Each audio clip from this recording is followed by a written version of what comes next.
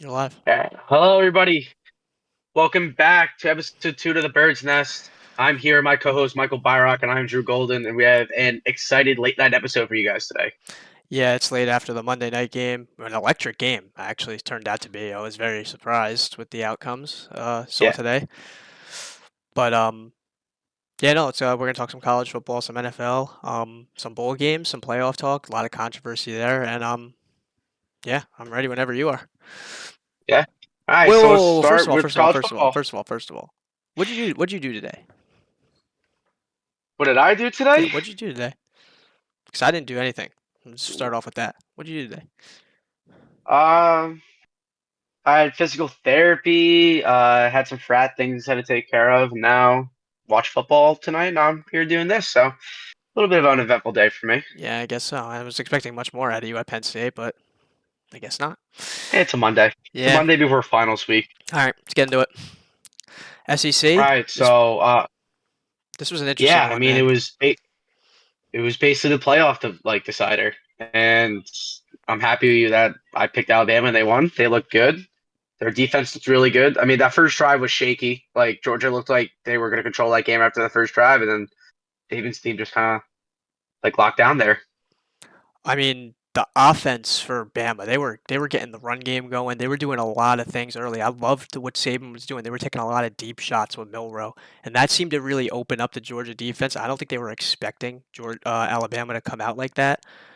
Something I found interesting in this game is Carson Beck. He found 10 different receivers, and it really made me think like maybe this Georgia team, like what they're lacking.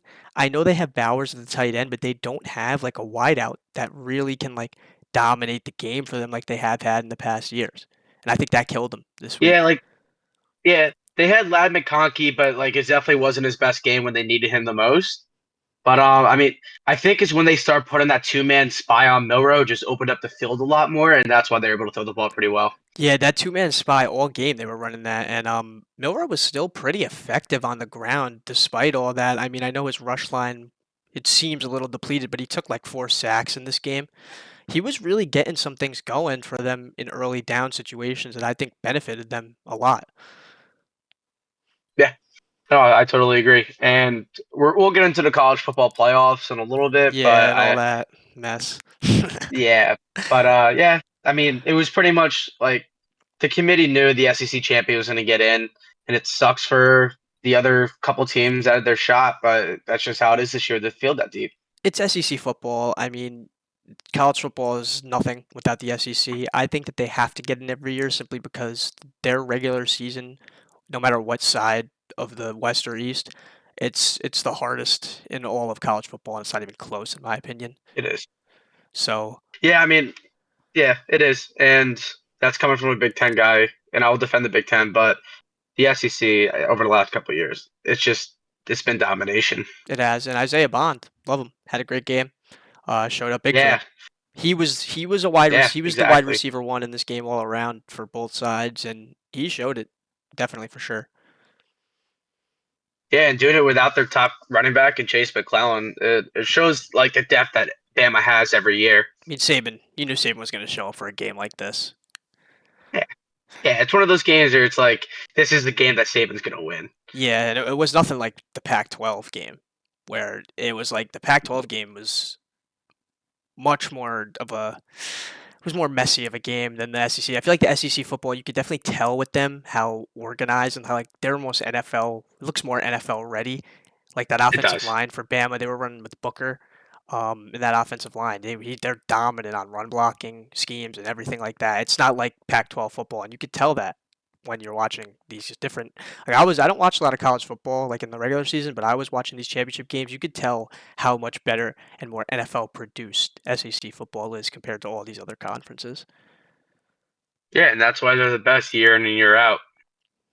Yeah. I mean, I want to talk about Penix and this Washington game. Uh, Yeah, there go right was ahead. there was no run game from Oregon at all with Bucky Irving. I expected a big game out of Bucky Irving for Oregon if they wanted to win this one. It just wasn't there. It Mhm. literally was not there. They were running. I think he had like at 16 yards in like the first half. They found a stride with their backup running back. I forget his name, James, I think. He started getting something going, but really they were down too much to even lean on the run game at that point because Washington came out the gate firing this week. Yeah, and Bo Nix did the opposite. He came out the game very slow, and I didn't expect that out of him, especially out of a guy who's a top Heisman candidate. I mean, they came out in the finalists today, but I expect him to go on sling against not a strong Washington defense who hasn't been playing well in the last couple of games. So I'll give it to them.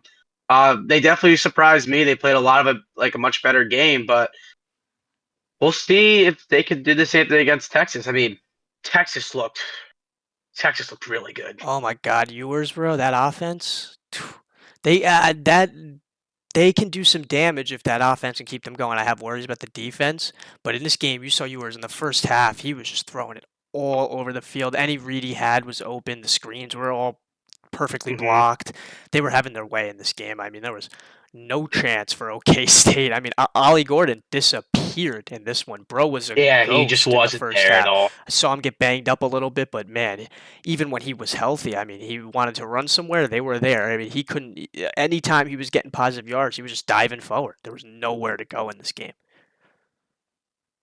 Yeah, and that's the reason why they have that playoff spot. I mean, they really needed to win, and they needed to win big, and that's exactly what they did. Like, yeah, we said they needed to show the committee, and I mean, you really can't show them any better than that. I mean, No, yeah. Alan Bowman, he was trying to get things done. I mean, they had a little bit of success throwing some deep shots and beating the cover twos, but it didn't last for long because it felt like every time Texas touched the ball, it was 6 points on the board. Yeah, it's gonna be a shootout. It's gonna be a shootout, which it's gonna be fun to watch the shootout between Texas and My question to Washington. you, this showing from Texas, can they win it all? Ah, if the defense plays well, I mean, the Big Ten and the SEC teams like Alabama, Michigan, their defenses are Next level, legit. I next mean, level. they all have dudes that could stop these Washington and Texas offenses, but at the same time, I think the big concern for Michigan is, are they going to be able to throw the ball, Yeah, especially against Alabama? Are they going to be able to throw the ball? I mean, And we've seen the it's pass game disappear from Michigan time and time again. I get it; they've it's had leads, but been years. you still have to throw the ball to win. You Yeah, still have to throw it to win. There's no way Corm yeah. is going to lead you to the national championship with this competition on the line. No chance. Especially not against that Alabama defense. No chance. No So chance. I mean, it's it's time for JJ McCarthy to really show up and show what he's made of when it comes to the passing game. And I mean, this could either hurt or help his draft stock. Yeah, I mean that Iowa game was a blowout, like we said. I mean, I It's think, exactly what we expect it to be. yeah, that was a blowout on all cylinders. But JJ McCarthy, he is what I will give him, extremely pinpoint accurate passer when he has a clean Yes. pocket and can have the Hmm. time to read through his progressions. With that being said, Michigan, they've lost Zinter, one of their best offensive linemen. Without him going up, I mean, their first round matchup is Bama. Those two edges, man, they're gonna be. I mean, they're gonna be tough to stop. I mean, they Yeah. really wreck your game. They were showing up against Georgia, and I think Georgia's definitely a better team than Michigan. So I don't know. This whole college football, like, there's a lot going on with these different conferences being in the playoffs. I'm excited to see what's going to happen here. Yeah, I mean Dallas Turner, he's just a force off the edge, and yeah, Michigan still has a good offensive line without center, but like losing a leader like that, it's gonna be tough. And they're not playing Iowa on New Year's Day, so it's gonna be or New Year's Eve. So we'll see. I mean, I'm super excited. I think that game could pretty much. I think the winner of that game has the best shot of winning the national championship, in my opinion. I agree. I just think right now they're just the two best teams in the field. I do want to say I think Georgia is a top four team in the country. Just with the depth this year, it just sucks that they got out. And guess we could head over to the ACC right now. I mean, Florida State, it sucks for them. Like I'll Yeah, admit, it sucks for them. it does. It's It tough does. going undefeated. That's one of the hardest things to do in college football is going undefeated, and then winning your conference on top of that, especially being a Power Five conference. At the same time, the ACC was weak, and it has been for a while. So going into the community's looking at that with a third string, even with a second string quarterback like Redmaker probably would have been healthy by their playoff game. It wouldn't have made the best playoff. Like it would probably would have been a blowout. The Florida State defense is good. They're really good. Their offense is just without Jordan Travis, it was terrible. Like just terrible. I watched this game through and through, kickoff to triple zeros. Let me just say this about Florida State. The big question with them is like, are they good enough to make the college football playoff? Their defense, for sure, good enough. I don't care about the ACC competition. They jump off on your TV. I mean, they are athletic. They swarm to the ball. I mean, Verse off the edge. He is so versatile for them, and he just does so many things right that I think that defense is worth the college football playoff. Jordan Travis, this team could do damage. They have wideouts. They have weapons. Yeah. They are literally restricted at one spot. It just happens to be the most crucial spot, and they really just have no chance without it. Yeah. There's so many teams in college football. Only the 4 best get in. I mean, it's hard to make the college football playoff. They were 4 all year. They were one of those teams all year, and they just get let out because of the bad circumstance of an injury, and it sucks for guys. It really does, but I agree. I don't think they stand a chance against any of these 3 teams, just simply because No. they can only score 16 points against Louisville. I mean, yeah, Louisville's good.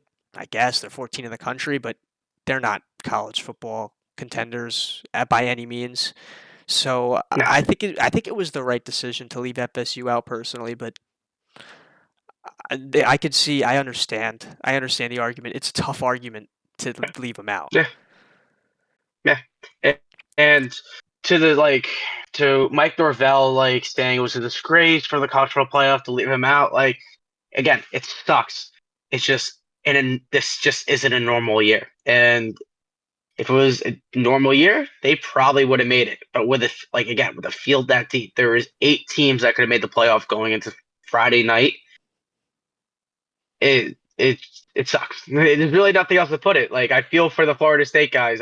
That reaction after they realized that they weren't in. It's brutal. Jordan Travis was heartbreaking. It was heartbreaking scene to watch. They were. I mean, and for their standpoint, if you're a guy on Florida State, what more could you do? What more could you do? You won every game. You won your conference. You can only play the games in your schedule. That's why the ACC thing is a little bit hazy with me, but I get it in the field like this. It makes sense. But my thing is, I think in most playoffs with the Travis injury, say, I'm going to get a hypothetical. If Michigan, Washington are locks, Bama wins the SEC and they get in, say Texas isn't involved, say they drop the game whenever down the line, and then you would have to choose between Florida State and Georgia, I think the committee would still have put Georgia in over them. Even with the injury and everything, I think they still would have put them in over them. That's my hot take. I think they still would put Georgia in. Just because you can't compete at that level without a quarterback. You just can't. And I don't think the committee wants a stinker on the Rose Bowl or whatever. Yeah. So, yeah. I don't know. Florida State fans, Did you see this? Yeah. Did you see the screenshot of Kirby Smart and Mike Norvell of the press conference before the for the Orange Bowl? No, I didn't see it. They just both looked absolutely miserable. Yeah, no, it's most teams value that, but they don't. No, I mean these Missouri's gonna value their bowl game. Liberty definitely will. Ole Miss will. Penn State, I guess. I mean, they will. They will definitely value it. Yeah, I mean, whatever. It's 9 times we made a near 6 bowl. Fuck it. I mean, we should beat Ole Miss. We'll get to that. Just keep living in misery over there at State College. Yeah, whatever. James Franklin, his bald ass fucking shiny head. Maybe if he had hair, they'd be able to win. Have you ever looked into that success rate? Coaches with hair success rate versus bald coaches success rate? Because it's never worked for Franklin. Yeah. You know what I do feel for? I feel for Oregon. I feel for Oregon in the Fiesta Bowl. Liberty? after being like a playoff, like they're being considered for the playoff, and then they just throw them Liberty. Yeah. And Bo Nix is going to play, which I think is awesome for college football itself. I'm praying he doesn't get hurt because he's a fun guy to watch. And I think he could have a future in the NFL. But just going from so close to a playoff spot to playing Liberty, who they're probably going to blow out, it sucks. Yeah. Also, Liberty getting it over SMU. I was shocked. I thought SMU showed enough against Tulane. Let me talk about SMU for a minute. I Mm-hmm. predicted SMU to beat Tulane because of the offense. Their starting quarterback didn't play. They recorded 7 sacks in this fucking game. They outsacked Tulane 7-1, and the offense still did pretty good. This SMU team is legit. They're a good fucking football team, SMU, man. I fully back the Mustangs, and I think they should have got the game over Liberty 100%. I Me fully too. back the Mustangs, and what you guys do down there in Southern Methodist, I ride with y'all. I ride with Mustangs Yeah, because same here. Same that here. defense was swarming, and if your quarterback's healthy, your starter, I mean, even without him, I mean, with him, you're a dominant force. I love this SMU team. Mhm. Love them. Yeah, no, I thought they were gonna get the spot. I kind of forgot about Liberty for a second, and Yeah, then I realized they were 13 over the conference championship. So it does make sense, but I think I can think the best Group of 5 team was SMU, and I think they showed it on Saturday. But again, it sucks. It's a rough year for these teams. It it just is. sucks. It is. SMU, a team that would love that. I mean, would love to get an appearance in the New Year's Six for sure. Um, but where was I going with this? You go ahead. Do you mind if we talk about the Cotton Bowl a little bit? More specifically, Ohio State. Okay. They had 11 people going to the transfer portal today. Really? 11 They had 11 guys? players, including 2 former 5 stars, one being their starting quarterback this year, and one their third string receiver, who was one of the better players in the Big Ten. Well, this is news to Michigan So fans' ears. yeah, I mean, the Big Ten could be different next year. I mean, it already is with the addition to the Pac-12 teams, but is Ryan Day out? I mean, His record I against haven't seen top opponents anything. suck. I haven't seen anything like this out of Ohio State in a long time. Like, they're not a team that loses 11 players to the transfer portal a day after the committee drops their rankings and like who's playing in what game. Like Ohio State, whether or not if they're playing in the playoffs or not, they're I don't want to say dynasty, but they're a premier team in the country. They've been for decades and decades. So I'm not going to say this is a downfall of Ohio State because it's not. Ohio State will always be a top It's team in the not. country. They recruit It's well. Their coaches are great. Their fan base is great. But I don't know. It's going to be interesting. And Missouri's hungry. oh, Missouri. They're hungry. Missouri wants this, bro. They want this. They got the dogs for sure. They've been public. There's been videos of them all year being very amped up, and they have a lot of juice. This Mizzou team, and they haven't been ranked this high in a while. If I don't remember this, I don't know what number they are, but they're pretty high up there. It hadn't been like since like the Drew Lock days. They hadn't like Yeah, no, they even been this close, and they weren't even like that good anything with them. near where they are to like this year. Yeah, No, this is but big. I yeah, I'm not gonna put on my predictions yet, but I mean Marvin Harrison also hasn't decided if he's playing it or not. I doubt he will. With now, one of his best friends, two of his best friends aren't playing, McCord and Fleming, but Missouri, I would be surprised if they have people sit out this game. This This is could a be big a game for them. program changing game for them. Yeah, They're on the come up for sure, Missouri. They've been winning games. They've been showing their program's definitely been put on the map recently. They are no team yeah. to mess with. And I love their head coach. I love Yeah, their head coach. yeah. Drinkwitz, funny ass dude. He's funny. This guy can marry my daughter. What are you talking about, man? What are you talking about? What are we doing here, man? Did he ask his Yeah, daughter that? Like before that? How does that conversation go? Yeah, and the Connor Stallion shout out too on national television yesterday. Oh, Yeah. I mean, he's all over fucking the place. cheater, He's all over the rat place. cheater. Yeah, but You yeah. think they So I mean, cheated against Penn I'm State? pretty. Who? Michigan? Michigan? I don't know. I mean, I'm done. let's just go. Let's just go win the Peach Bowl. Let's go win the Peach Bowl. Let's What's the make Peach something Bowl? out of this season. Penn State versus Ole Miss. I mean, we should beat Ole Miss. I got Ole Miss. Jackson Dart, I don't think is that good, and I will say this game is more important than just Penn State. I think this is a good Big Ten versus SEC game.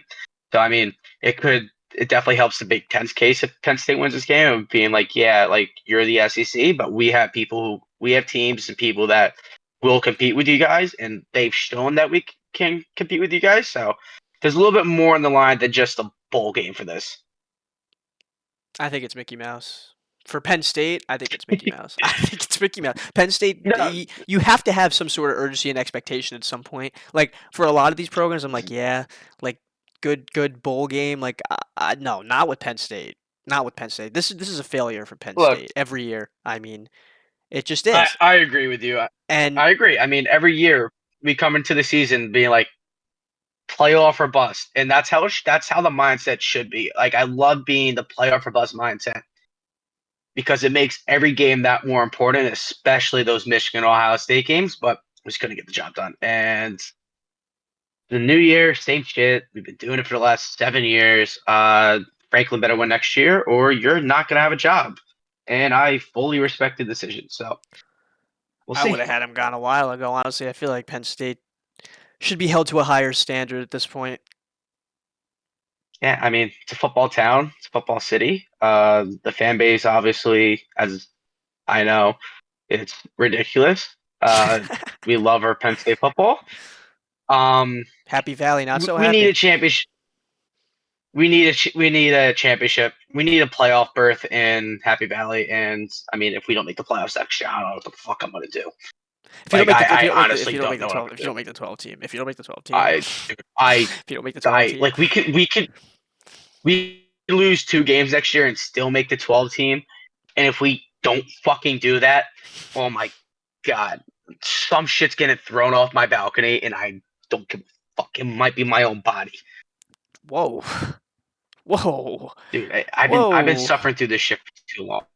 I mean, okay, that's too far, but I've been suffering through this shit for too long. But whoa hey, Trace McSorley signed the Steelers today. Big shout out to do you see the Trace. jersey I'm wearing? Do you see this? Do you see this? Do you see this? Oh, almost blew it. Do you see this? Almost blew it. Talking about jumping off balconies. Talking about jumping off balconies. You've had it bad. You've had it bad. Penn State's a cakewalk. You see that? You see that? This is New Jersey Devils logo. You know what you know what I've been through? You know what I've been through? I mean, I'm surprised James Franklin has been slaughtered by Penn State fans yet. I really am. I mean, he has. No, like Last physically, year was Sean Clifford. mauled. Like physically. Oh, last Sean Clifford yeah, last threw a year was a haymaker? Sean Clifford. You threw a haymaker at him? No, I'm saying last year, like we went at Sean Clifford, Oh. and like I remember being in the student section. We want Drew. We want Drew. And now this year it's fire Franklin. It's the same shit. It's just somebody else to blame, and I'm just leave it at this. Just make the playoffs next year and make a run, please, James. Make me happy. Compete against Ohio State. We don't have to play Michigan next year. We don't even have to play Michigan. Ohio State is going to be in shambles after this offseason. Get the This is fuck our year. outta This is here. our year. Ohio State's gonna be in shambles after this offseason. Get the fuck, they're gonna get some kind of. They're gonna get some.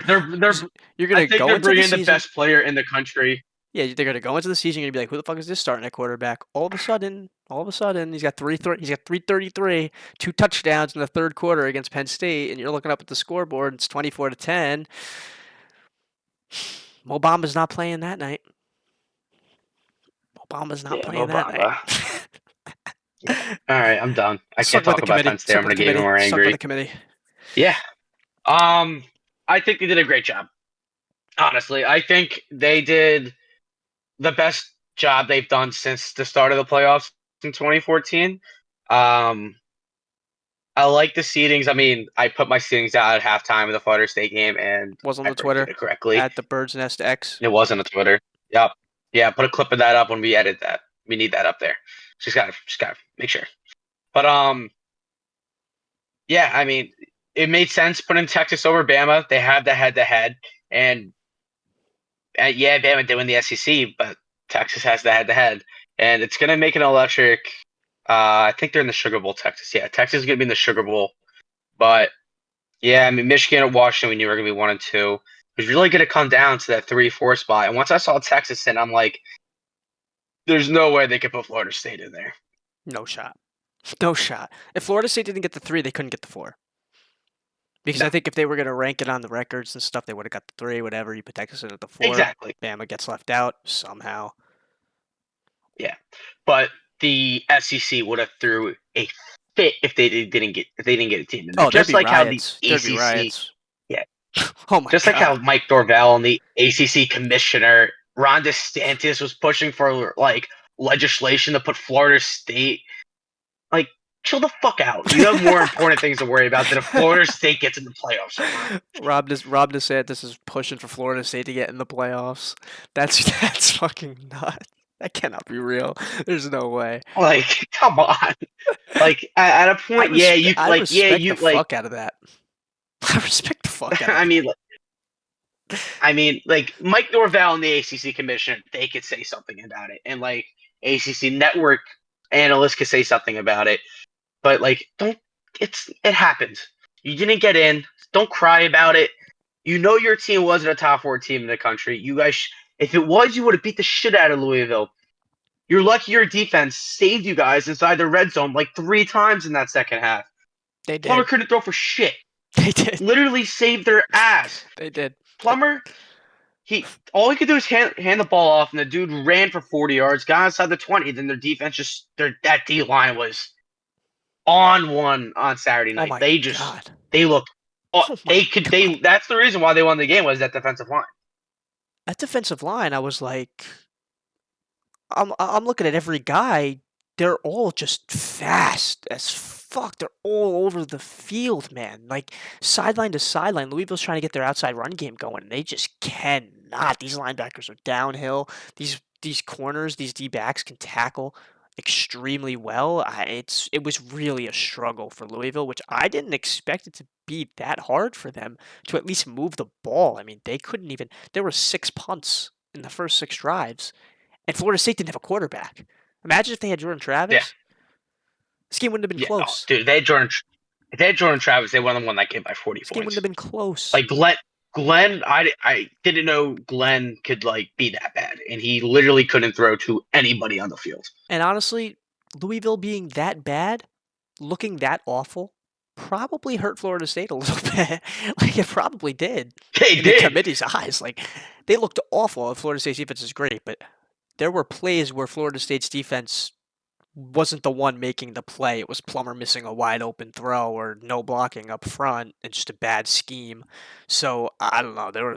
That definitely hurt FSU. If I was an FSU fan, I think you were rooting for like FSU to win, and like the win didn't matter. You really just needed your offense to look good and Louisville to look like they were worth being a top 10 team. You needed to look like you could actually compete. Yeah. And I mean, if Louisville is the second best team in the ACC, that just shows how bad the ACC was this year. I love that word. That was their second best. Yeah, I love your word competitive. I wrote down for this is we wrote it down in the doc how we thought the committee ranked these 4 teams. I think that they ranked them the most 4 competitive teams. The teams that they think are the most competitive teams in college football right now. I guess Georgia being a loss, you could deem them not as competitive. I would say outside of Georgia, but Georgia wasn't getting in. Yeah, no, they couldn't. Just too many teams at that point. But I think when it came to like Florida State and the seeding between Texas, Bama with the head-to-heads and Washington, Michigan, I think that was the more competitive aspect that they were looking at when they were picking these 4 teams. Yeah. Like the argument of the best 4 teams, it makes more sense, and at least this year, But like at the end of the day, the resume still mattered. Like a criteria in the resume is like they look at who's hurt. They They look do. at the strength of schedule. And that those were the two of the biggest things. Florida State, I think, had the 55th best strength of schedule in the country compared to the other 3, 4 teams that could have got in who were in the top 20s. Bama, who has multiple top 25 wins over better opponents compared to Florida State, who their biggest win was LSU and Louisville. Like Bama has Ole Miss, number 11 or 12 in the country. Georgia, the number 1 team in the country. Yeah, they lost to Texas, but they ran the SEC East. Yeah, I think they're in the SEC East. They ran that side of the division. They beat the shit out of Ole Miss, I'm pretty sure. Keep in mind, they just snapped a 29-game winning streak. Best team in the Yeah, country, 29-game winning streak. They snapped it, and they didn't snap it by like they just snuck by. They controlled most of this game. If I'm being honest, they they really did. did. Outside that first drive from Georgia, like Georgia made that first drive look way too easy. After that, like Bama just stuck their heels in the ground and they controlled the game offensively and defensively. They really did. From right after they put points on the board. I mean, after that, it was like it was literally what Saban wanted to do from there on out, and that's exactly how Bama's going to win Yeah, football games. It's what they're going to try to do against Michigan. yeah. Milrose showed he's not just a one dimensional quarterback where he could run the ball. Georgia stopped them running the ball. Like we touched on that a little bit earlier, but they had 2 spies on. Like they had literally their 2 middle linebackers. One had left side, one had right side. So if he's scrambling left, one guy got him, he's scrambling right, the other guy got him. And he's like, all right, you want to do that? I'll sit back in the pocket and throw to my 4 and 5 star receivers. That's what he did. And they looked good. That 4th down play, the bond, they only needed 4 yards. And he's like, really, watch this. Chucked it. Ball might have hit the ground. They didn't call it. But Bama looked good. And in this playoffs, record aside, head to heads aside, watch out, Michigan. And you could tell Michigan was not happy to see Alabama. No, no, no, no. They did They not were want it. nervous up there in Ann Arbor for sure. No. Don't think that's what Harbaugh wanted to see. I think they were banking on Florida State, and when they saw Texas in the Yeah. 3, they were like, "Oh my, like Oh this no. could be bad." Um, Yeah, I mean Bama's the best team they're gonna see all year. they're the best team in the country, in my Dude, opinion. Bama. I think they're the best team in the country. right now I think they are. I think this might be a little controversial. My top 4 teams, I, I'm not putting Washington in there. This has nothing to do with the committee. Like I'm not. This isn't playoff talk. This is my top If 4 there teams was in the another country. week left in the season, Yeah. Washington, I don't think is in there. I don't think they're a top 4 team in the country. Texas has a very good argument. Even with Kyle McCord not being the best option, that Ohio State team with Marvin Harrison and that defense, I think when don't we say saw the this. game, is a top 5 team in the country. I'm not saying they're top 4. I think them and Texas could be very interchangeable, but I think the Big Ten and the SEC showed again this year that they're in the premier conferences in college football. I disagree. I think Washington is definitely I think Washington is a better team than Ohio State. I think that they You think with that defense, with a Washington I defense, still think so. I think that yes, the Washington defense is weak. it's a fair take. It's a fair take. Yes, it's Mine was a weak, hot take. It was a hot take. and Marvin Harrison's gonna cook for sure. He's going to cook. I still think Penix fine. I don't know. That Washington team is very battle tested, and they have an offense that just is pretty much unstoppable with a connection from him to That's fair. Rome Dunzy. Rome Dunzy. Yeah, they're that's a connection that really isn't going to be stoppable with McMillan, with the physicality the offensive line plays with. I think the quarterback wins it for him in a good one. I really do, and I think Yeah, they would be the team that I would put in over Ohio State if at a 5. that's fair. I mean, look, Ohio State, their defense was legit. Same thing with Penn State. Like Ohio State and Penn State, their the only difference was that Ohio State had Marvin Harrison and their offense is better. Their defenses were both legit top 3 defenses this year. Statistically, I'm not saying maybe like different games that some play, but statistically, Ohio State and Penn State were top 3 defenses, along with Michigan. I think the best 3 defenses were in the Big Ten East. Um, Yeah, it just sucks that Kyle McCord isn't a good quarterback. Yeah, Otherwise, Michigan could be in a different position right now. Ryan Day also, I don't know if our producer can get a stat on me, but I don't know what his record is against top 5 opponents, but I think it's 0-4, it could be 0-3, or it could be 0-5. And I think that Yeah, I think that that is just bad, it's just a bad look for Ohio State, and I think that he's probably gone this year, if I'm going to be completely honest. me too. You have to beat Michigan at Ohio State. It's the same thing goes to Michigan. You have to beat Ohio State. It's unfortunate It's for that. Ryan Day Yes. because I think he did a I don't. pretty I don't decent think he's a job. bad I coach. think he did a pretty decent job. Then again, you're coaching Ohio State and you lost to Michigan twice. You're probably going to lose your job. I mean, Urban Meyer said it. He doesn't fear a lot of things, but Three he is times. 3 times. 3 times. 3 times in a row. Yeah. Michigan has won the Big Ten. They're in a three-peat. Michigan for the Big Ten. What is it? Since 2000, Ohio State won like 16 of the first like 20 meetings.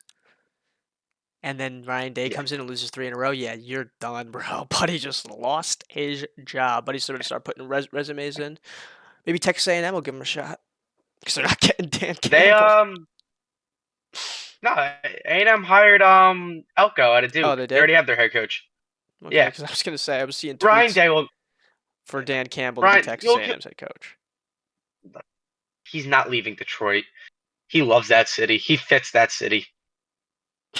We'll see. We better bring us a fucking playoff win, then we'll talk about who fits what before I start firing motherfuckers myself. Hey, he's gonna bite at the kneecaps. Yeah, it feels like watching this team makes me feel like someone is biting at my kneecaps. That's what it does to me. We're talking about biting kneecaps. I don't care who the coach is. I'm All right, so suffering on my couch. this seems like a good segue to go straight into Lions Saints. Oh, you want to go NFL now? I'm happy with the talking Yeah, college football. yeah. I mean, before we go in the NFL, just to kind of like recap it, the committee did a good job. Florida State, you got fucked. Sorry, Yeah, cry about sorry, it for a Florida day. State. It's unfortunate. It really is. I feel bad. Go play Georgia. Go prove to the country that if you're really a top 4 team, go and beat Georgia. Don't Yeah, get smacked by them. yeah. You know our very close friend, Florida State fan. He's very frustrated by it.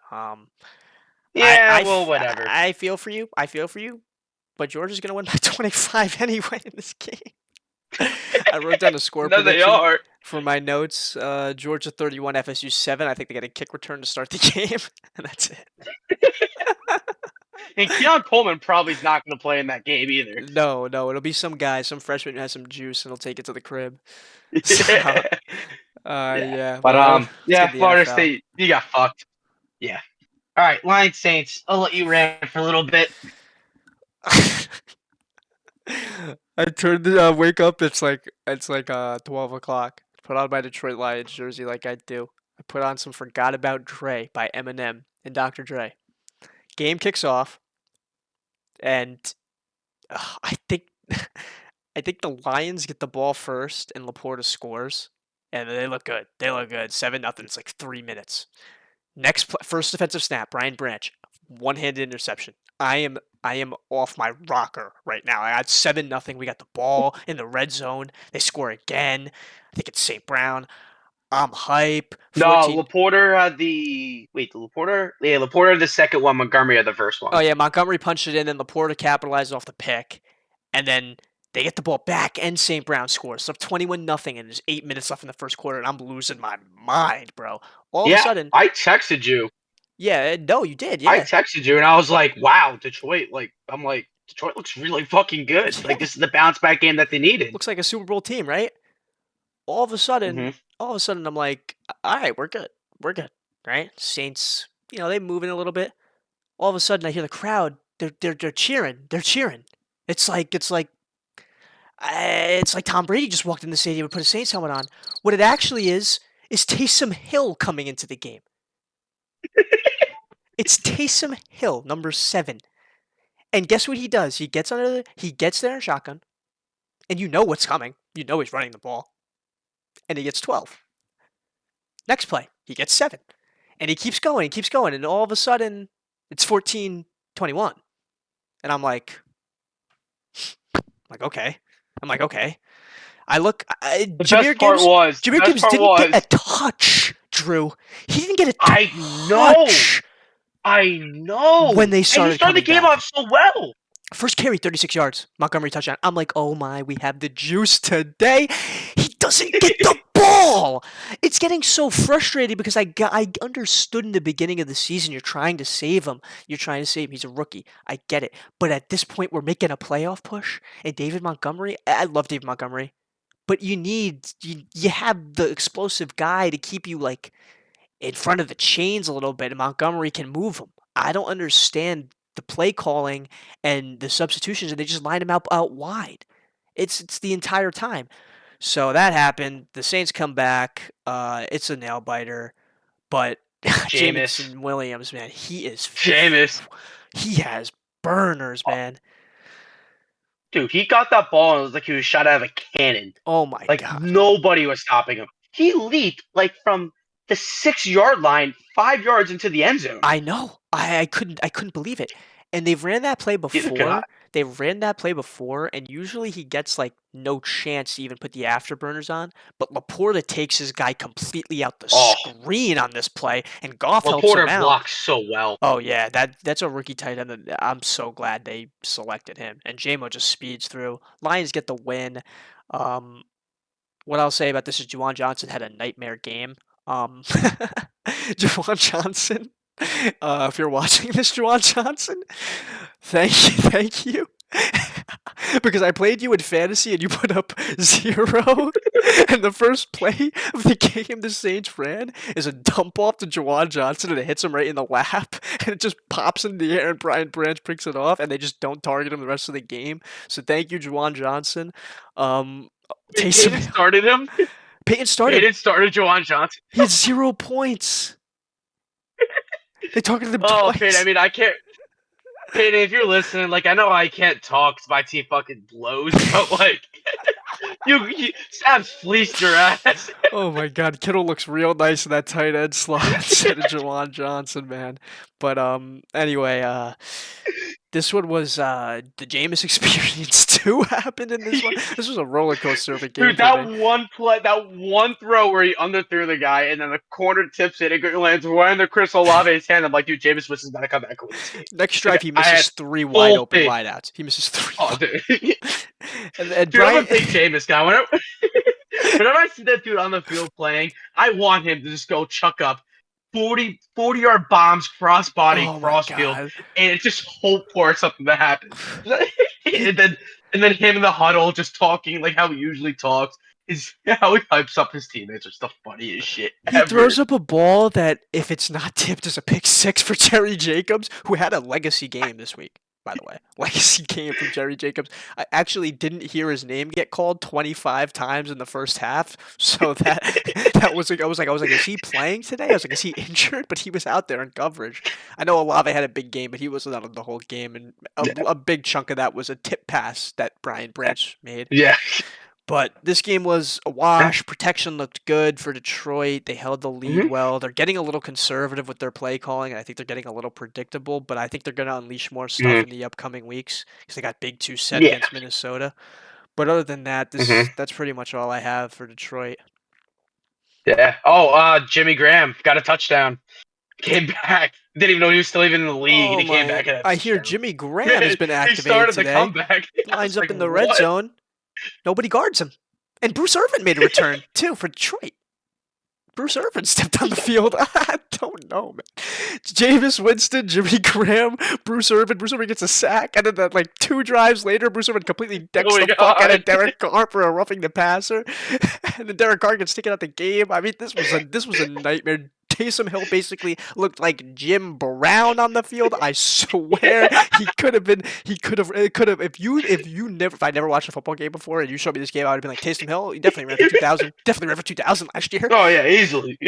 2,000 every single play, Drew. Every single play. It's a shotgun. It's a shotgun. And nobody gets up. They got a defensive tackle in. I know. That's the best part about it. They put this 250-pound monster in a fullback, and Oh, they just really they just wait for him. put it in defensive tackle. He snaps it, waits for the defensive tackle because he's 360 pounds to gain a little bit of movement. Then he pushes forward for 7. I mean, he is the Saints offense. Everybody who's a Saints fan, you should have a Taysom Hill jersey. He is your offense. He is the team. He's the franchise. Yeah. Hot take. Last thing, move on. He has the best value contract in the NFL, pound for pound. Million for million, he has the best contract. I swear, I'm going to look it up right now. He signed a long-term extension. Yeah, and he just sticks with the Saints. Like, he doesn't want to go anywhere. He just loves being in No, New Orleans. no. He gets 22.5 million guaranteed for like 5 years. Maxes out at 95 And he million. doesn't have, like, I don't even know what to clarify his position as. He's just an athlete. He's a utility He's guy. just a football player. He's just a He's a football football player. player. He's just a football player. I want to talk about Dallas Cowboys and Dallas Seahawks. Seahawks. That was a Thursday night game. This Mm-hmm. one was electric as fuck. I didn't watch Yeah, every it was a single great snap. Thursday night football game. I was Neither watching the did I, game, but it was. but I was doing a midterm in the process, so I was like back and forth, back and forth. But I did see a lot. Deron Bland had a nightmare night in coverage. DK Metcalf routed him up. He had a legacy night. Oh He my caught a bomb, god. and Geno Smith threw him a dime on a bomb. That Yeah, wasn't even Bland's fault. I mean, he did lose his step, but that's just a perfect throw and a great play by DK. Sometimes offense just makes a better play, but he had a nightmare game. I mean, everybody was cooking him. JSN, Lockett, yeah, DK. But what is interesting is he's still one of the heroes of this game because of the late interception in the fourth quarter. You I wipe know. all that away because they get the win because of that interception. It's kind of like Bland and Trayvon Diggs are the same player a little bit. Like, yeah, Trayvon's definitely improved, but like they have two ball hawks in their team, like at the edge, like on the outside. But are, is that all they're good for? Is that all they're good for? Is just interceptions? Like, if they're gonna get burnt, look, the Cowboys offense was rolling like they have been. Seahawks finally had a good bounce back game after just a brutal game against the Niners, and I can't wait to talk about Niners Eagles. That's gonna be That's going so to be much interesting. fucking We'll save fun. that for a little bit. Yeah, we'll see that for a while. But I was impressed by the Cowboys to like actually like continue to put up these amount of points, especially in with the Seahawks don't have a bad defense. They don't. By any means, Um, the secondary's got hard they really hitters, don't. great coverage guys, a lot of young talent on that defense for sure.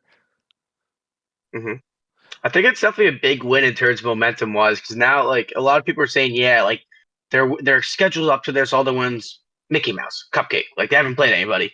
Like they've been playing backup quarterbacks, they've been playing good teams, and they play. Was that game in Dallas That or was game it in was in Seattle? Dallas. It was in Dallas. It was in Dallas, and they played a good, not like a great Seahawks team, but like a well coached Seahawks team. They have the players on that offense, and I mean Dak is playing at a MVP caliber level right now. Playing a bunch of backup quarterbacks is hard because who isn't playing a bunch of backup quarterbacks at this point in the league? I feel like guy goes down every week. Um, Yeah, yeah, this like Trevor Lawrence tonight. Yeah, that was brutal. We'll talk about that one too Yeah, later. But the last couple things we'll say about this game is C.D. Lamb is the best route runner in the NFL. Wholeheartedly agree with that easily. statement. He I is agree. always open, and he's just he he can move and bend, and guys just if you don't know what route he's running, he can move in so many different directions so fast that like he's a mismatch at every single step, outside, inside, fucking line him up in the backfield for all I care. He could route up a linebacker and make him look foolish. So hmm he's been a breakout for them this year, and he's really the reason, honestly, them targeting him is I think the reason Prescott's even the favorite for MVP right now. Is he's really seen I a huge boost in production. yeah, I want to look up his game log because I feel like in the last 6 7 weeks he's averaging like 8 receptions a game He had on top of 12 in like this one. 15 targets. He had 12 in this one. Yeah, and like even before that, like just something clicked. Like right after I traded him to, just something just clicked. Hey man, I know. He said in what really. I mean, this is not why I traded for him, but this made me very much think. Um, there was a statement, someone asked Jerry Jones, "Don't you think you should be getting the ball to CeeDee Lamb more?" And he was like, "I don't know if he's really good enough to be that good." And I was like, "He's lying. He's lying through his teeth right now. They're No. definitely getting him the Yeah. ball. Definitely getting him the ball." So yeah, I mean, 45. What was it? 45, 41, 35. Shootout. Great primetime game. Yeah. Haven't seen a lot of those. Other than that, if you have anything else you'd like to add, move on to the Sunday games. I'll say one more thing on CeeDee Lamb. He has one, two, three, 4 games over 150 yards, or 3 games about the Jets. He had 143. On At the, top, like he's getting 11, 12, 13 catches, and they're dangerous. It pains me to say they can keep this game up. They can keep this offense up. Their defense can make that one stop that they need. Uh, I don't want to say it, but this the Cowboys, they're going to blow in the playoffs no matter what. They always fucking do. they might have a But bye though. this is a little bit of a yeah. No, they won't have a bye. It's not impossible. There's 2 teams better than them. There's 2 teams better than them. You can only play the games in your schedule. If they beat Detroit and Dallas, I don't know. That's a whole nother conversation though. Um, Yeah, we'll get there when the time comes. Some of these Sunday games sucked. If I'm going to be honest with you, I only watched the Lions in the 1 o'clock window. I caught at the end of some of the games. I looked back at a lot of Yeah. these games and looked at like the key moments. Uh, Yeah. Falcons Jets was maybe the worst football game I've ever watched. Some people just I hope Robert Saleh. whoa! What am I? Whoa! What's playing? That's not gonna fit. Really? Well, Oh, it's an ESPN. I got the scores up, and they're playing an advertisement, bro. What's going on? We don't do free advertising here, bro. What is going on, bro? yeah, start paying us money. Yeah, bro. But, free advertising. Go ahead. Yeah, but Falcons Jets was the Falcons Jets might have been the worst NFL game I've seen in a very long time. Robert Saleh, I hope you Robert Saleh and the Jets fan base. I want a fat apology to Zach Wilson. He may not be the best, but you fucking tore his name through the mud. You made him just feel like the absolute worst person on the planet. And then today they opened up an opportunity for them to come back, and he's just like, nah, fuck you guys. So the Jets, same old Jets. Makes me happy. The same old Jets. Miserable top to bottom. I mean, Absolutely some Jets fans want to say this is rock bottom. And it actually might be. I mean, you might want to say Adam Gase is, but let me give you something right here. In 2020 with Adam Gase, the wide receiver one was Jamison Crowder. The tight end one was Ryan Griffin. The running back was 37-year-old Frank Gore because Le'Veon Bell stopped playing football after 2 weeks. They had Braxton Berrios in the slot, and Denzel Mims on the outside, and Brashad Perriman led the team in receptions outside of Jamison Crowder. And their red zone percentage that year was 25.5%. And you think that's criminally low, right? But the Jets this year is 22.7%. They are 3% worse than the Adam Gase Jets with a nightmare situation on their team. They have a good wide receiver. They have a good running back. Yes, they have. CJ Uzomah is not a bad tight end. And the defense gives you the ball so many times. The final score was 13-8. They got miserable. A safety. I deadass thought when they got that safety, they were going to win that game 2-0.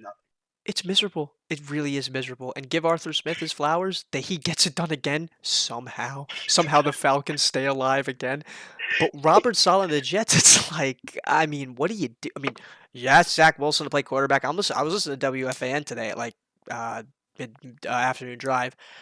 They asked Zach Wilson to come back. He doesn't want to play. Trevor Siemian and Tim Boyle, they're literally just Zach Wilson, but worse. They don't throw the ball down the field. They're not athletic. They can't run. I mean, they're safe. They're 35. They're super old. Yeah, at least Simeon was playing. Was it Simeon playing when Peyton Manning was on the Broncos? He was Denver's back. He was one of Denver's backups, I think, around that time. Or he started the year after that. I don't understand. Like, at least if you had Mike White backing up, it's like he's gonna force the ball down the field a little bit. He's gonna put some urgency in this team. Like, they're all just Zach Wilson, but minus 50 attributes. Like, I don't know. And Zach Wilson's attributes ain't that high. So, but yeah, 13-8 Falcons Yeah, but win. They got the lead in the yeah, NFC but South. yeah, yeah, I respect Zach Wilson saying "fuck you" to the Jets because that's exactly what he should I mean, say. what else are you gonna Like, say? I it, mean, people are especially sympathizing to with the him. fan base, the Jets fan base. Yeah, they're big. I hate you guys so much. I hate you guys. You guys just pick out one player to hate, and that's the guy you hate for the entire year. And Zach Wilson, yes, he has not been a good quarterback in the NFL. You guys haven't been a good team in the NFL, so I don't want to hear it.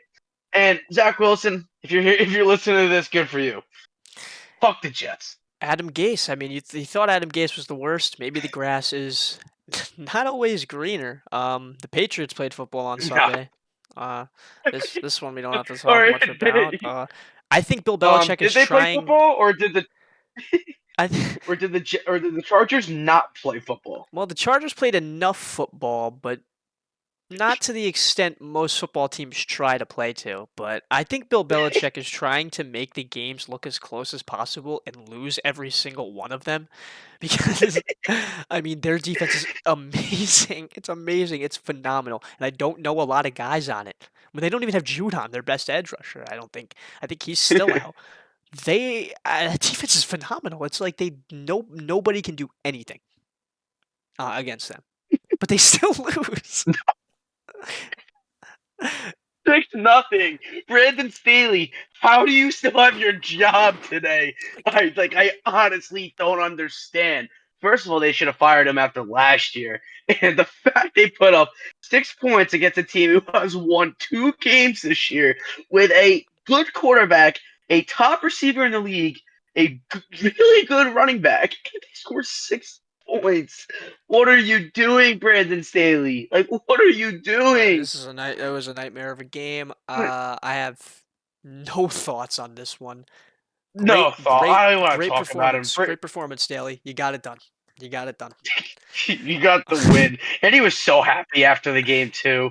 He was Yeah, so yeah. No, happy. he thought that was gonna Yeah, look good buddy, in the you're media. fired in 6 Thought weeks. that was gonna look good You're in the media. fired in 6 weeks. Yeah. Colts Titans 31-28 Colts in a thriller of a game Yeah, thriller. supposedly. Let me just say this, We Michael both Pittman. thought there was gonna be low scoring. I thought it was gonna be low scoring. Michael Oh, Pittman is a yeah. legit. I think he's getting up there in top 10 talks. I really think so. He's with Yes. Gardner Minshew. That connection has been extremely valuable to Indianapolis this year. And they're what I thought was going to be a run heavy team coming in. Imagine if they had Richardson. I mean, this team really can make some hmm damage next year. Um, Yeah, I mean Pittman, he's just consistent. he is. He is. Every week he's consistent. You kind of know what you're going to get out of him, and he's a great 50-50 ball player. He runs very crisp routes. He's a guy who like if you need a first down, you're going to draw something up for him to get open, or he'll get open himself.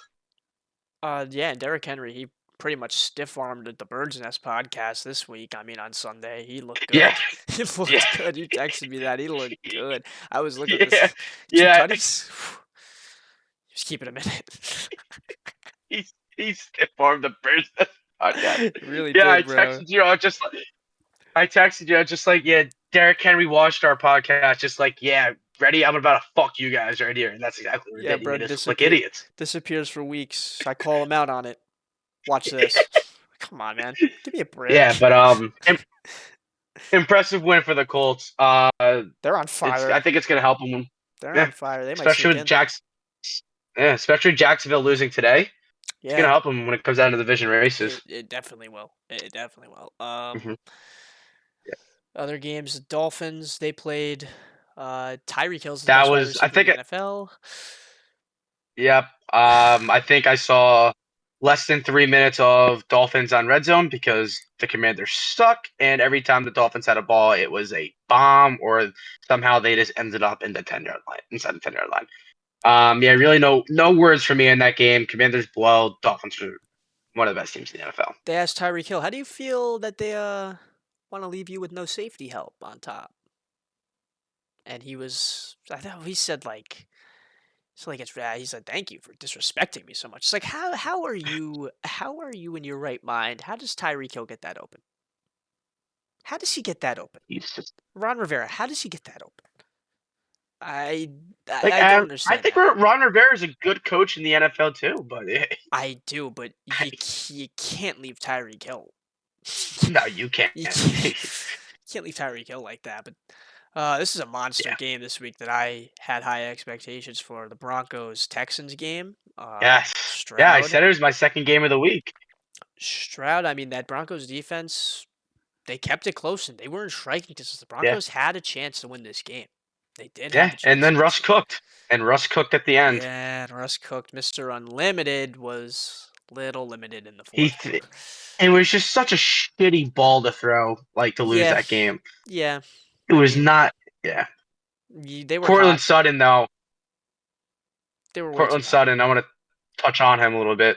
Cortland Sutton is coming into himself in his third or fourth year in the NFL. I think it might be his third, fourth, or fifth year, but I mean, what was it, like seventh straight game with a touchdown? Yeah.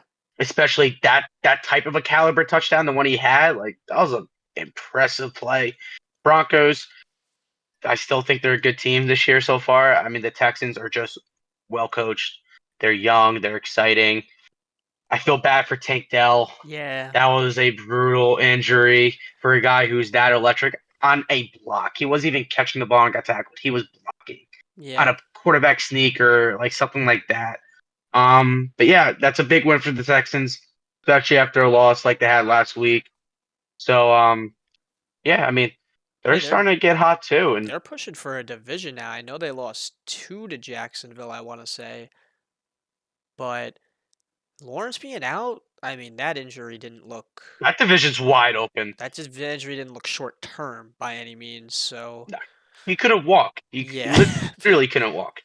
So I mean the Colts too. Don't the Colts and the Texans and the Jaguars, they all seem like they're in a playoff striking distance, and now it's like the division's completely up for grabs. And especially with the Jaguars, they can still win it because they have I want to say at least a game lead on. They might have a 1.5 now that they have the tiebreaker over Houston. And I think that Indianapolis is a game behind them.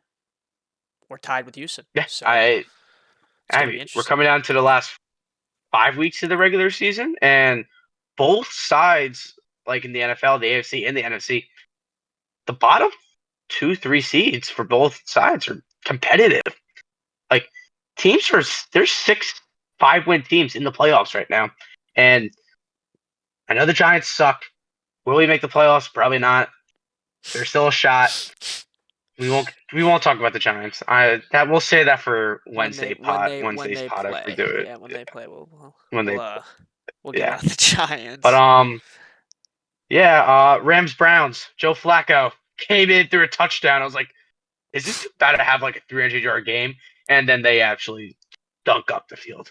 Yeah, no, he had some awful overthrows in this one, and he really did like show his experience in this one. Like he didn't play awful, in my opinion. He didn't play an awful game. He got him down the field. To be fair, did he do them better than Deshaun Watson? Probably not. Can he hold down the fort for them? Yes. Are they gonna make the playoffs? No. No. So, I mean, it's unfortunate because that defense is like legit, and they invested all those resources in Yeah. Deshaun Watson, and now he's hurt, and he wasn't Yeah. playing well before that. So it's a little bit of a Yeah. dumpster fire in Yeah. Cleveland. But McVay Yeah. But masterclass. yeah, I mean the Rams are picking up a head full of steam. They won. I'm not sure this is their second or third game in a row, but they're playing a lot better than what they were in the middle of the season compared to what they are in the last couple They're weeks. one spot out of a playoff spot, so they're right in the mix too. But there's something that happened in this game that was one of the dumbest things I've ever seen in my life. It's late in the game, and the Rams are up 7, and they're like trying to run the clock out. And first play, they run like a play action pass. I think they hit Atwell on like a crosser, and he goes out of bounds. They have 3 timeouts left. They're up 7. They're probably going to get into field goal range, like they're getting close, and he challenges it. And I'm like, all right, what do you see here? And it is the clearest catch I've ever seen in my life. And I'm thinking, I'm like, they're gonna lose a timeout here. Like they're gonna lose their timeout right before the 2 minute warning, and they're not gonna have it. They're gonna have three timeouts. Like they just waste one. And I don't I thought it was clear as day. Announcers thought it was clear as day. Referee literally comes out and goes, the the receiver was clearly in bounds, and it was we confirmed the play on the field. Kevin Stefanski, I don't know what he was looking at on this play, but this was the worst challenge I've ever seen in my life. This was the single worst NFL challenge I've ever seen in my life. Wasted a timeout, didn't matter because they lost by 2 touchdowns, but in the moment, it's Yeah. like, what are you doing, Stefanski? What was he? I don't even know what he was looking at. It was 2 feet, probably. Yeah. He was probably a good 3 feet in bounds. I mean, honestly, he probably was. But yeah, Kyron Williams didn't show up that big in this game, right? I don't think he had monster Yeah, I numbers. mean, he had McVay pulled a little bit of a Franklin and threw a late second touchdown to Kyron Williams, helped the fantasy owners out a little bit. Yes, I saw that, but he really didn't have a monster game. The Browns Nah, defense. he didn't have as big a game as I thought he was going to have. If I'm the Browns defense, I'm so frustrated. That offense. Yeah, Yeah, I have nothing I else in agree. this game. Yeah. So we could go over to Steelers Cardinals. Cardinals with the big upset. Hey, I like the Cardinals, man. I think they are a much better team than people think they are. I think with Kyler Murray, I Me think too. think Me that too. give them some time.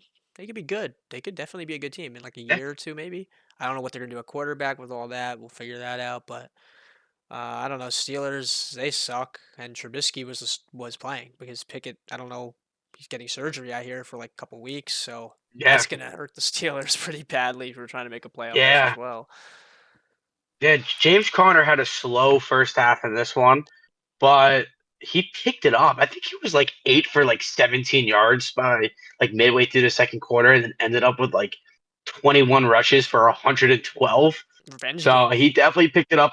Yeah, it was a big. Yeah, it was a big revenge game for him. But could the Steelers still make the playoffs? Yeah. Will they? Knowing Mike Tomlin, and the Steelers, I'm not gonna count him probably. out. I'm not gonna be that guy that counts I'm out not. Mike That Tomlin and definitely the don't count them out. Steelers. Yeah. Yeah. Like they're gonna go No over way. 500. They're gonna sneak into the playoffs. And Are they going to the Super Bowl? No. no chance. Yeah, this game pretty much. No. It was in a weather delay for a really long time, which was whack. Yeah, it was the longest 1 o'clock game I think I've ever watched. It was from like 1 to like 6:30. Trey McBride, he has a good game. He's been really coming on for them as a target. I think that's going to be a Yeah. huge piece of their offense moving forward. I mean, Marquise Brown is hmm cardio. Marquise Brown should look into the profession of track. I think it would be much better for him because he's really fast Yeah. and he loves running around and doing nothing. Like he just loves running around and not catching the ball. So I think that track is a lot better for him and like maybe the 40 meter. Yeah, that way he could just run Yeah. and Joey be Porter done with it. strapped him up. Yeah, Joey like Porter strapped him up what all was game. going on? What's going on, Marquise Brown? Couldn't even, And bro, they still found a way to put up 24 points on the board. he didn't have a catch. He didn't have a catch. I know. Didn't have a catch. Yeah. I had nothing Yeah. else on this game. Purely done. Panthers Bucks wasn't that exciting. I didn't really watch too much of it because of Eagles Niners. Both teams aren't impressive. Let me say Panthers something. scored more than 7. Panthers scored more than 7 points, which I thought were impressive. Yeah, I'll let you say what you're about to say. It was a Chuba Hubbard masterclass in this one. A random Panthers masterclass from Chuba Hubbard as he was averaging 4 yards a carry, touched the ball 25 times, 104 yards with 2 touchdowns. Yeah, it was a great game from him. Other than that, awful game to watch. Pretty miserable. Yeah, it was terrible. Yeah, but Mike Evans, another 1,000-yard receiving season. Oh, he's just so good, bro. He's a Hall of He's Famer. so Get him the gold jacket. easily. He's so valuable to that franchise. I mean, he's always on the field. He's always getting 1,000 yards. He scores so many touchdowns as well. He has been the MVP for the Tampa Bay Buccaneers franchise since Gruden. Since Gruden. Since Gruden. Yeah, but I got nothing on that. This game was just dog shit. Panthers It was interim. it was maybe the worst game to watch. Yeah, Yeah. Panthers interim game Alright, a shot. Let's get to the Eagles. Niners get Oh, to the let's big one. let's go into Philadelphia.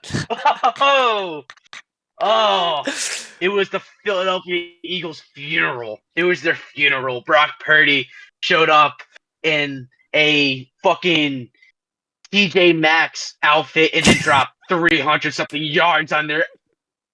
They couldn't stop Debo Samuel. McCaffrey was running the ball, and I mean, it came exactly what we said like last week. The Eagles' defense is not good, It's and not. I it mean, showed. we really had this It's one not good at down. all. We really had this one down when we recorded Yeah. last week. I just think if Brock played, it wouldn't have been close. Debo Samuel. No. And let me tell you this one. This one, actually, what I want to say is in the first quarter of the game, I'm like, I'm like, oh my god, the Eagles, their run defenses, they are swarming right now, and the offense is moving the Yeah, ball like they're that's what I gonna thought. blow them out. Yeah, Like East Coast football is gonna dominate this one. The crowd was going crazy, and then you just see the Niners a little out route to Ayuk on like first down. You're like, okay, and then yeah. Once Purdy got his rhythm and yeah, it it he had started opening up a little bit, and then you have a run set where you have Juszczyk in the backfield with McCaffrey, and then Trent Williams is the left tackle, and you have Kittle as a tight end next to him. How do you stop that as a team? Please you let me can know you who honestly do can. you like? Does like the AFC Pro Bowl team stop that? Because I honestly don't think they do. Like I really don't. I don't think they do either. Like you put the best running back in football behind the best left tackle in football, with the best blocking tight end in football, with the best fullback in football. I Yeah. mean, I mean, and it And right sucks because now, it sucks. yeah, yeah. Right now, I mean, Brock Purdy, he's the favorite for the MVP. I think Dak is, but I see the argument. I Yeah. think No, Vegas. I think Vegas put his odds as the highest above after the Jalen win, Hurts really, after the win. really. I mean, if you look at some of the like tiny stats that this dude has, like I think it's um like average yards per completion. I think it's like the highest since like Tom Brady. I mean, Like I think the only his efficiency is off the charts in oh this yeah, offense. I think he's the number one. Like he has the number one QBR in the league right now. He's like he throws some he throws some pretty balls. And people always want to say like, yeah, he's got the weapons around him, and he does. Like he does have the weapons He around him. does. We've seen this offense be miserable from time to time with previous quarterbacks, and I guess they didn't have McCaffrey for all the time with Purdy, but I mean, the guys still got to sit in the pocket and win those big games on the road and get the ball to your guys, and he does it extremely well. He had 152 QBR in this game, 19 to 27 with Yeah, 314 and 4 touchdowns. Yeah, a lot of them are after the run. He's asked to throw the ball to his playmakers in space. I mean, if you're getting asked to do something, and you're he gonna gets him do the it. ball. He gets him the ball. A lot of guys have that trouble getting the ball Yeah, out to people. Like look at the Jets.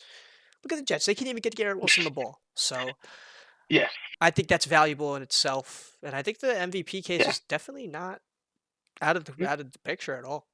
No, yeah, and like he did that all in a tough atmosphere, like a rainy 425 game in Philadelphia. The Eagles playing this well. It's honestly it was impressive. I knew Purdy was gonna like do something well on Sunday, but he played really well. Like he really played well, and I think the Niners solidified themselves as the best team in the league. The Eagles side of the ball the Eagles offensive side of the ball was very interesting to me. I know Hurts got sacked a couple times, and it was really like the protection wasn't awful for most of this game. Um, he took a lot of bad sacks in this one. He's held the ball for way too long, and the Eagles receivers played phenomenal. I mean, AJ Brown and Devontae Smith both had huge monster games.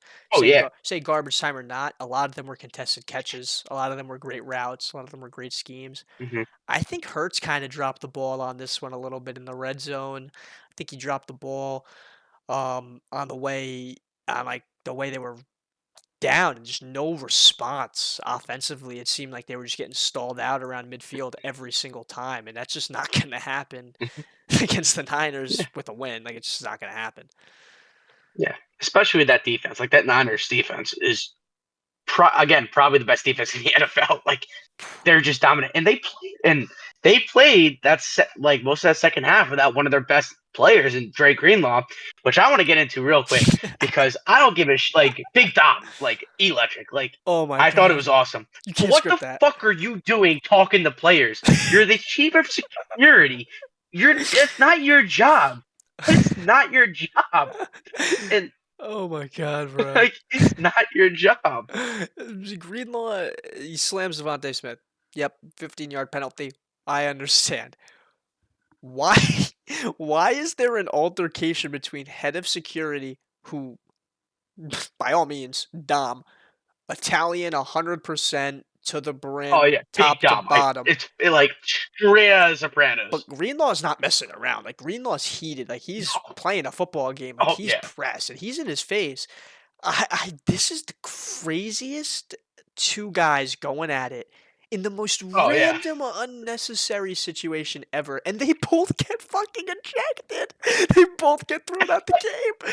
I'm like, Greenlaw's. I'm like, I didn't think any of them should have got disqualified before I say this, but No, they shouldn't. And it only hurt the Niners in that situation it because the did. Eagles didn't lose a coach, they didn't lose a player, they lost a chief of security. I'm seeing. What the fuck? I'm seeing Greenlaw get ejected. I'm like, all right. I'm like, why does the security guard have to leave? I'm like, okay. And he's getting a standing ovation as he's walking into the tunnel. I know. It's great. I Yeah. love that. And This is peak sports right there. Definitely yeah, peak all time sports. sports. And you would think that'd be like a momentum shift. I think they might have went down and scored a touchdown there. Yeah, I think Hurts punched one Next in there. drive, next drive, Tebow Samuel on a slant. He just like slant and then was just Out of there. like, Out of there. and like I saw that made it a 2 possession game, and I'm like, yeah, the Eagles, the birds are fried. They are cooked. Yeah, So no, that looked bad. I That don't know. was I think the 49ers scored a Yeah. touchdown on 6 straight possessions, and I don't think the Eagles held the 49ers to under 5 yards on a single one of their carries after the first quarter. I don't think that happened No, once neither do I. because No. anything they wanted was there. I mean, Bradbury. Yeah. I mean, Debo had the analysis. He was right from the start. I mean, Darius Slay Yeah. got cooked in this one. He can't tackle. I'd be concerned if I'm an Eagles fan, honestly, because it's not just that you like. Yeah, Especially down the stretch. yeah, they're running a gauntlet of a schedule, and like they're probably gonna drop one. I wouldn't be concerned about losing. I'd be concerned about how you lost and the things that you thought you had good, like you could keep a lead, get time of possession. No, that's not gonna happen because the Niners just kicked them in the fucking teeth. They really did. Like Yeah, and now the Eagles tried to hold the time possession in the first quarter, and they really did. They held the ball the entire time. Niners like, all right, we'll just go score in like they were winning. 6-play They were winning efficient 6-0. drive. They kicked 2 field goals. And Yeah. star of the week, Debo Samuel is my star of the week. While we're on the Niners game, he backed it up, 3 touchdowns. He's unstoppable. It's like boys in the hood. Debo's coming, hide everything, hide everything. Yep. Yeah, and now teams are gonna look at this Philly defense and be like, okay, yeah, Philadelphia offense, legit, top in the NFL. They're gonna score all these points, but not the Eagles. Just shown all their weaknesses on defense. And like again, we said it last week. This is not a Super Bowl caliber defense. Like they have to fix some shit when it comes to playoffs. They might end up with the 1 seed because they could win out and still have 2 losses. But if I'm Philadelphia, I'm not happy with like where you're sitting right now. Like I would be a little bit nervous. They just signed Darius Leonard or Shaquille Leonard now, which Yeah, could help out on the inside a little bit, but that wasn't the problem. They couldn't cover for shit. They couldn't tackle for shit. Like I think of one of Debo's touchdowns, or no, it was the Jawan Jennings touchdown. I think Reed Blankenship just let go of the guy, and he just walked into the end zone. They don't have the guys they need to be making those open field tackles, and it killed them in this one. It's going to continue to kill them against good teams. I'd be very nervous going into next week, going into Dallas, because Dallas is hungry and they are here, and they've shown Yeah. that especially at home, they're not going to stop scoring. And they can't run Yeah. the ball like the 49ers, Yeah. but they're going to throw it all over the yard. This is going to be another good one. We'll talk about that we'll get into our previews on the next pod. But Mhm. yeah, this was a great game for the 49ers, I guess. Yeah, yeah, and yeah, it was great. I mean, it made my fucking day. It was so nice seeing 5 fucking Eagles fans fucking miserable. The Yeah, entire college was miserable. All these bird fucking assholes. I fucking hate them so much. Steelers and All Philly right. lost, man. Oh yeah, it was Sunday great. night, It was great. And the Giants didn't have to play, which is and the even better. Giants didn't have to lose this week, so Sunday night. Sunday night. This was an interesting The- game. I like this one. yeah, yeah, the Packers look good. Do I think the Chiefs got robbed at the end? Yeah. Did it make me lose my bet? Yeah. But I mean, Jordan Love, like he looked really good. He's starting to come into himself a lot, like more and more, especially with that offense still young. Like they're just hungry, fast. They're starting in the same page. The Packers, they're going to make a little bit of a run. Oh, I am so scared of Green Bay right now. I saw them on Thanksgiving and everyone's clowning me, and I'm like, we did beat Green Bay the first time, but the second time we played, they're a different team now. I mean, you can just see it. Um, they have so many guys that they can get the ball to. So many young playmakers are just good at specific things, and their scheme so well. It's really a Matt LaFleur masterclass. If I'm gonna give anyone the flowers, I'm gonna give it to Matt LaFleur. And in his development of Jordan Love in that offense, I mean, they are incredible. They are incredible right now. Yeah. And a Kansas City Yeah. defense that's no I joke. was No joke at all. no, no, I was pleasantly surprised. Yeah, that's pretty much all I really have to say. Like the Packers, they just look good, and the Chiefs look a little slow. The They don't Chiefs, look like how they usually did. you can tell. It's like they've seemed to move like from they're not playing more of like this backyard football. They're trying to be physical, and it works. But if they're gonna get down in games like this, they don't have explosive guys to really expand their like what they can do on offense. I mean, Kelsey, No, he's great, excellent, but he really is not like a game-breaking player in the sense of his athleticism or like he's gonna burn guys. Like he just is smart, yeah, gets open, and does what he has to do. Teams are yeah, bracketing him all week. All week. They don't yeah, have anyone else who can step up and make a play. Rasheed Rice has been good, no, but you can't have one wide receiver yeah, who's not the most dynamic guy in the world. So yeah. Yeah, and also, Isaiah Pacheco, what are you doing throwing a left hook at that point in the game? Like, what the fuck? that was It random. wasn't like, yeah, it was so, like, even the announcers, like Chris Collinsworth and Mike Tirico, just like, what the fuck is he doing? He literally just got up and just threw a full left hook. And the most important drive of the game for them, I don't know what and that was, they but just lost one of their best players on offense. it was And then, like, the next, oh, I don't know. I okay. and was then, yeah, yeah. And then the next play, and the next play, like, the refs blew they blew a clear defensive pass that interference, was like, awful. clear. Yeah. I mean, but in the refs' defense, they did miss like I think they called on sports and like on on one of the Packers defenders when they hit Mahomes inbounds. So I guess you could call it a makeup call, but like that's not a call. That's not a makeup call you make. That's what you call DPI. Like that's and honestly, I needed one more Mahomes touchdown and one more Kelsey catch, and I would have saw a touchdown right there. My bet would have hit. Yeah, I mean, But it is what it is. the refs, that was a DPI all the way. That has to be called. But the refs all year have just been miserable to the point where I'm not even factoring the refs in. I mean, most of the time I don't. Like most of the time back in the day, I'd be like, yeah, the refs don't determine a game, this and that. They've been awful this year, and I still don't think they determine a game. But they've been so bad that I've just offset them. I'm not even going to take the refs into account. They're going to be awful. I know that, and I'm just going to accept Yeah. it. I know it. I don't even. Are the replacement refs still in? Like, whatever happened with all that? Like, whatever happened? I don't know, to be completely honest. I Because we have might no need the idea. old refs back or something. And if they Yeah. are gone, what are they doing? Where are they refing? Bring them back, please, NFL. We need something.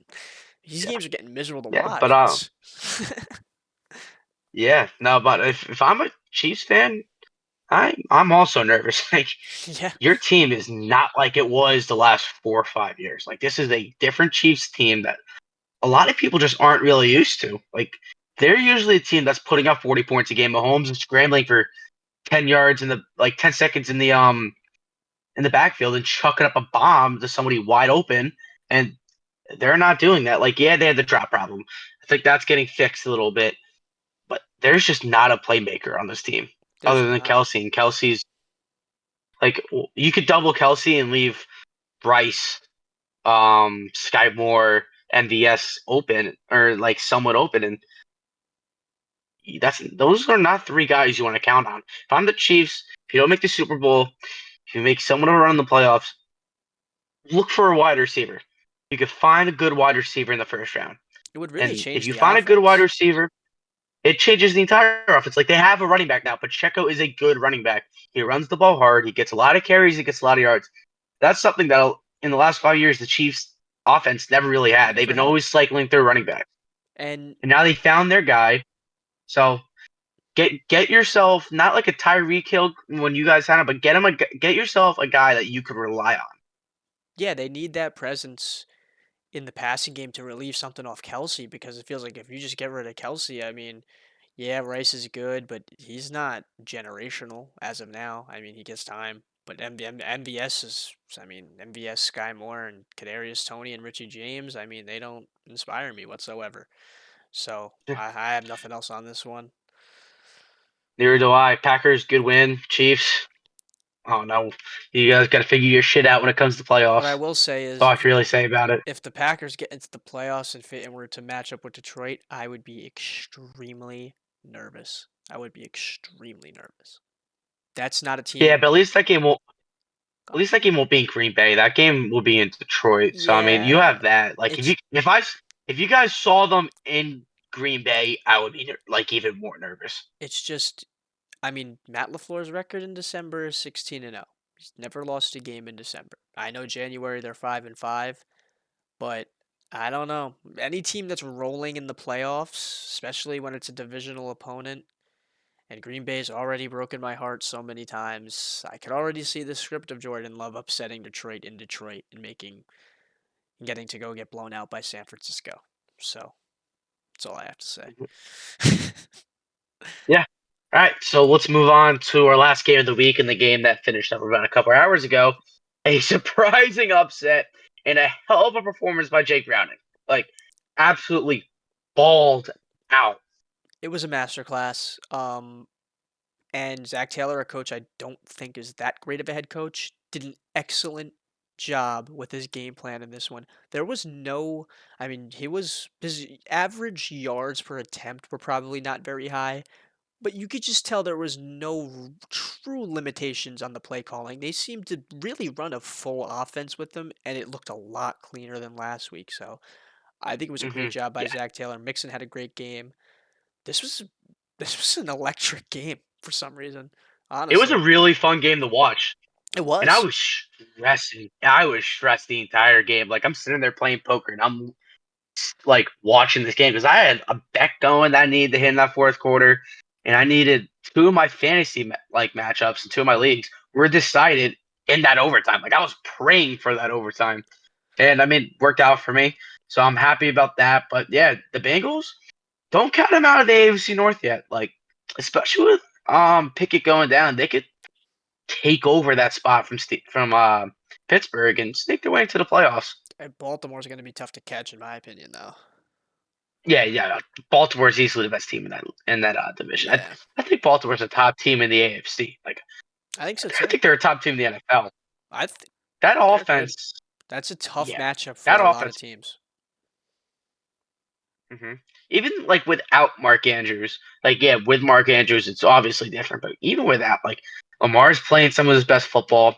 The receivers, like he finally has a receiving core, something he never really had in his career. And their defense is lights out. Like like that linebacker core of Roquan Smith and Patrick Queen. They really are. Those are two best linebackers in the league. Now they're in the middle for a fast physical defense. Like I'd watch out for Baltimore. You know, They're my sleeper team. Harbaugh has done a great job with this team, and I think that the offense is very interesting this year. I don't think their weapons, they don't inspire me that much, which is why I'm really excited for their Christmas matchup with the 49ers because I think that'll Me really too. scale them. That's gonna be a fun game. But I don't know, like if the Ravens get down, my concern with them is being able to throw their way back in. Lamar Jackson's a great passer, but Odell Beckham, Flowers, no Andrews, obviously, and then who else do they have? Uh, Bateman, Bateman. Duvernay, like those are not No, inspiring they're not weapons. the best. No. So that's my only No. concern with the Ravens. But yeah, No. Browning had a great Yeah, I mean, game I would. today, Yeah, though. I was about to say Browning had a great game today, Browning. though. Look, he, let me find the stats because Oh, he threw like he had four or five incompletions in this one, and that's it. He threw the ball like he 36 was times. 32. He was 32 for 37, 354 yards and a touchdown, and he also ran a touchdown in. And let's see, what was his QBR? 150. His QBR was 84, but like still Really? took 2 sacks. Yeah, took 2 sacks. 86 and 86.5 completion percentage, averaging 9.6 yards per pass. Threw a bomb to Jamar Chase. Jamar Chase, great game. Reason why they won this game. Definitely. They Like, got their ball to their Pete, playmaker. yeah, yeah, and people who fantasy wise that didn't like Jamar Chase in the next couple weeks because of Jake Browning, don't like. If anything, you should like him even more because the best thing for backup quarterbacks to do is get your playmakers the ball because they will help you out even more. So Jamar Chase looked great. Joe Mixon ran the ball hard today. Trevor Lawrence goes Defenses down, were though, with a gruesome yeah injury in that this one. that hurt. Yeah, that's going to Yeah, kill Jacksonville, who, if they won this game, would have been the 1 seed in the AFC. So, really yes, this game had huge implications. They have the tiebreaker over Miami. So, it would have had huge right. I didn't. Yeah, I implications didn't even think about that. on this one. Yeah, and now CJ Beathard didn't look terrible. Like his receivers are helping him out a little bit, but I No, know Jacksonville. Like, that's an injury that's going to not only hurt them this season, but I mean that was an injury that could be long term and even extend into next season with how late in the season we are right now. hmm yeah, But it didn't look like it was his Achilles. no, It didn't look like he broke anything. I think he just rolled it really bad. I think it might be a high ankle sprain. And I mean, Lawrence was visually pissed off. Like, slit. Like he was pissed. yeah, he But was heated out there. And I mean that was a good no. one to lose him in, so I mean that's very unfortunate for Jacksonville. Other than that, I have nothing else on And this they, game. I mean, just for Jacksonville, they have Cleveland, Baltimore, Tampa Bay, Carolina, Tennessee coming up. So those are a bunch of games they could still win. Like Definitely. they should beat Tampa Bay. They should beat Carolina. Cleveland, we'll see. I mean, they're going to bring the pressure on Bethard next week. Like that defense will make his life miserable. I just don't think that offense is good enough to compete with them. Baltimore, I think they'll get blown out by. I mean, we'll see. Doug Peterson's a good coach. I'm not going to make any predictions yet, but that's probably one of their own right now. Off looking off names, that's probably one of their only guaranteed losses. But they're lucky they got through the hard part of their schedule early, and they have these games to rely on. So yes, Trevor Lawrence going down, it hurts them. It's not going to be good, but they still have not like the best opponents coming up. So Jacksonville fans, relax a little bit. You still have your shot. And if it's just a high ankle sprain, see him back in 5 weeks, ready for the playoffs. Yeah, I completely agree. Jacksonville, yeah, you got a fighting chance. You got a fighting chance. Not even just to get in, but maybe you get a little more out of Bethard. Maybe you can win a playoff game if you get a home one. I don't even know. But Yeah, this was a surprising shootout. It was actually yeah. I didn't think it was gonna be shit at a all. very entertaining game. All It around, really a was. lot went down in this one, but yeah, I mean, Bengals pulled through. I mean, I thought that the Bengals were the better team at everywhere except the quarterback position going in, and I think if Joe Burrow was in this game, they would have been the favorites, the Bengals. So I took the Bengals outright. at plus 600 live. Yeah. And paid off for me. And I took Blake Browning to score 12 Yeah. to 1. Yeah. Do you have your record from our predictions last week? I'm looking at mine right now. Probably did pretty bad. Because, yeah, I mean, I'm 1-1, 1-2, 2-2, 3-2, 4-2, 5-2, 3, 6-3, 7-3, 8-3, 8-4, 5. Yeah, I mean, I went 8-5. I think you were right around the same. So, Yeah. I mean, we had a pretty good debut pod. I mean, now that we're done with everything, like NFL wise, I thought the feedback we got from our first pod was great. I mean, we both said we had a great time. Like, it was so much fun, including this one. Like, this one's been fun so far. Yeah, I mean, this is great. And I mean, we really don't have any other games left or anything. So, I mean, we could wrap it up in about 5 minutes, honestly. But for the last 5 minutes, if you want to add anything, go ahead. Yeah, I mean, be ready for our next pod. We're gonna have some exciting special guests coming on. Didn't get Not him today gonna because of not yeah, things got late. It's yeah currently yeah 1:40 in the morning, so like yeah yeah. Not gonna tell you guys who, but it's gonna be fun. It's gonna be our first guest appearances. yeah, for the beginning of the pod, Next, get some guests yep, on, talk some football. yep. Yeah, next pod we'll talk about the NFL Week 13. I mean Week 14. Get some Our predictions, predictions. and we'll and you guys will see the rest of it. We won't spoil too much of it. Yeah, since Thursday we probably not we pretty much covered all of college football, I want to say, for this week. So probably just talk Army Navy game for a little bit and Yeah, then pretty much all NFL, but we won't be able to cover all the games. So probably add some fantasy and some betting talk at the end just to fill in some more time yeah. and just talk more football, but um my lock of the week, the 41.5, the over. I call redo. There was a weather delay and the game was 6 hours long. So I didn't take that into account, and that always helps the under. Also, Kenny Yeah, Pickett got hurt, who I didn't have high expectations for, yeah, but if Mitchell Trubisky was yeah. a starter, I wouldn't have touched the game at all. Hmm. Yeah, and one last thing I'll give off.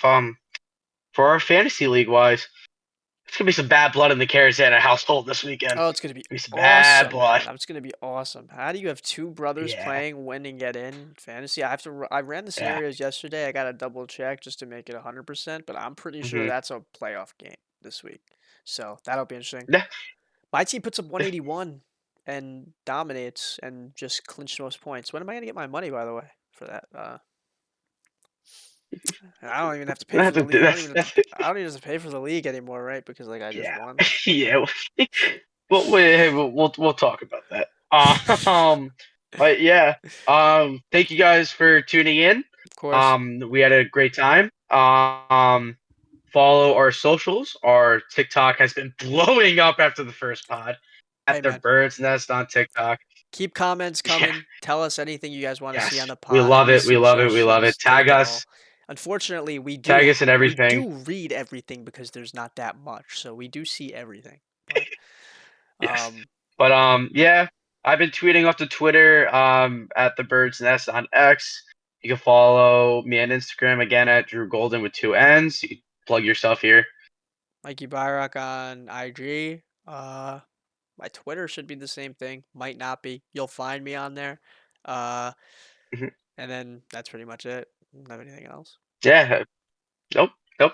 Everybody have a good night, and Thank we'll see you in everybody the for next pod. watching, and go Detroit. That's all I gotta say.